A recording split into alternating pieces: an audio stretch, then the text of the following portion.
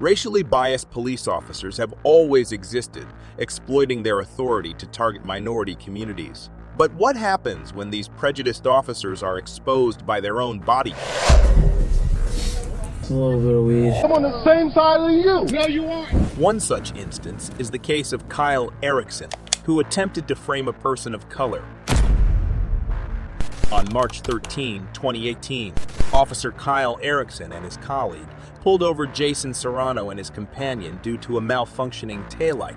However, this traffic stop escalated drastically when one of the officers tried to fabricate evidence. Car smells like marijuana, so we're gonna check it, all right? Then that's it. Then I gotta make sure everything's good with your end. Just get the taillight fixed. There's nothing in the car, you'll be good to go. The officers claimed they could detect the scent of marijuana inside the vehicle, stating their intent to conduct a search.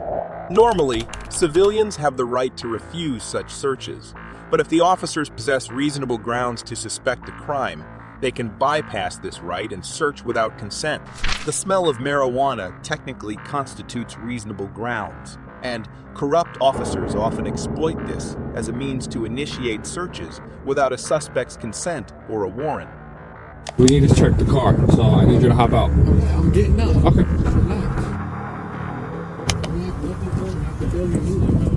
Hang on with me. I don't have nothing in my jacket. I'm not. Okay, well, he's gonna check it. I don't have nothing in. No, Relax. No, I don't need to. This situation is about to escalate for no reason. No, because I didn't do nothing. It was in the car. No, this is on me. It's my possession. Relax. Relax. Put that jacket down right now. Put the jacket down. Cuff him up. The body cam footage shows Jason handcuffed on the ground, visibly in pain from the takedown. It took nearly 20 minutes for an ambulance to arrive. Though not evident on the body cam footage, Jason's distress suggests an excessive use of force during the takedown. At this point, the officers realize the gravity of their actions. I'm searching the rest of the car. Actually, I'll let you check. Yeah. Here's my flashlight. I'll stay with him. The officers are aware that they have injured Jason, and if they find nothing incriminating in the report, they have conducted an unlawful search and used excessive force.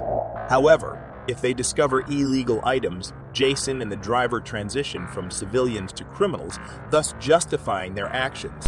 This shifts the focus from racism to self-preservation after a violent mistake. This behavior is unquestionably corrupt, but the officers face high stakes, including the potential loss of their jobs. She has a proper documentation for the plates. Temporary registration is valid. Just ran her permit only. He doesn't have a driver's license. Yeah, that's pretty much it. Just seeing my partner found anything yet.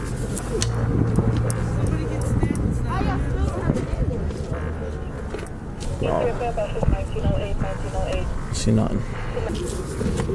Nothing? After searching the vehicle for about 5 minutes without finding anything, the officers become increasingly agitated. This is when they take a sinister turn. See nothing. You know what I mean? Yeah.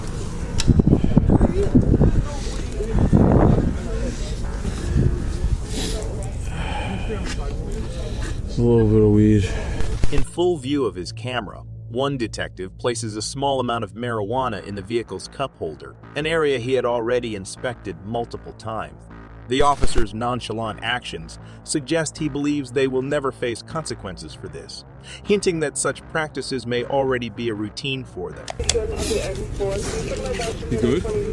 Good? Yeah. Suddenly, the officers had case against Jason.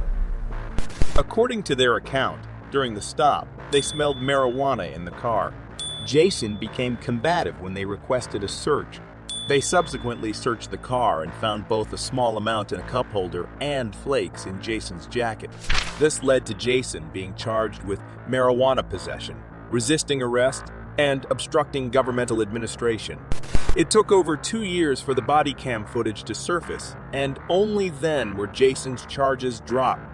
Predictably, no charges were filed against the officers. This case raised the question of what other incidents captured by body cameras remain hidden from the public. This emphasizes the importance of individuals recording their interactions with the police, as demonstrated by a Black Police Academy graduate who faced blatant racial profiling by 2 officers. Can we see some ID? No, what for? I just asked you. What's your probable cause to ask me for ID? It does not have a handicap placard. Read the plate, man. You don't even know what you're talking about. DV, that's disabled veteran plate. We can park in handicapped spots. Let me see some ID, please. No.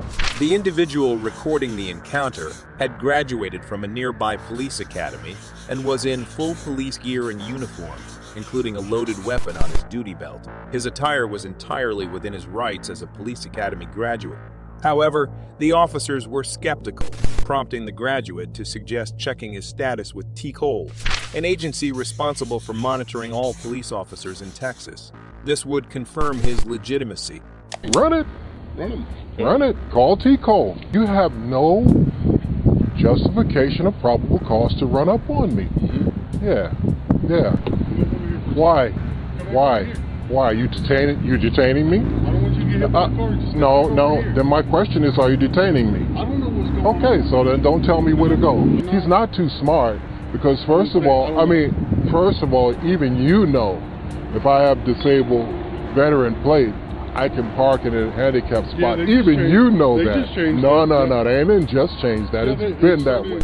The officer's issue with the graduate was that he parked in a handicapped spot without displaying a parking permit, despite having a disabled veteran license plate. Such plates, issued to many military or police veterans who have suffered injuries during their service, allow parking in handicapped spots without a separate permit. This is common knowledge, especially amongst police officers, but these officers seem to have forgotten. He just saw this, and he saw this, and he wanted to make a problem. That's your reputation there, Joshua. Come on, man. Yes, it is. How many black officers you got? One. Yeah. We don't have one right now. One. Yeah, I know. And you barely let him in. The graduate had a valid point. There was no legitimate reason for them to stop and demand his identification. A rookie may have made a mistake like this, but a police captain should know better. And this man right here was a captain with extensive law enforcement experience, obviously working in a department with minimal black representation. Eventually, the officers allowed him to leave, but not before the graduate made a final statement. You know, you're feeling small now, aren't you? No, not that. You shouldn't run up on people. You have no probable cause. If you wanted to follow me and run my plate, you could have done that. Talk to anybody? No, well, I don't have to talk to you. I don't have to talk to you. That's right. I already told you that.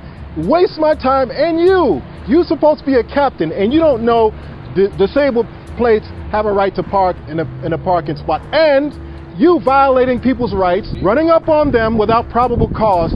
I'm in a uniform doing the same thing for you for free. Alan Eddings, who was a captain. So what? I don't care what he thinks. I'm a graduate and I have T-Code certification. I have T-Code certification. Yes, I do. That's what you checked it. Says who? My certification doesn't say expired. You want it to be expired because you see brown skin. So take a walk. Walk of shame, Captain. Don't ever you run up on me again. Do you understand? And learn the law, and you better have probable cause before you run up on somebody in uniform. You don't have no reasonable suspicion because I'm on the same side as you. No, you aren't. I'm a graduate of the police academy, okay? Just like you years ago. You probably couldn't even pass the test. Right now, you go.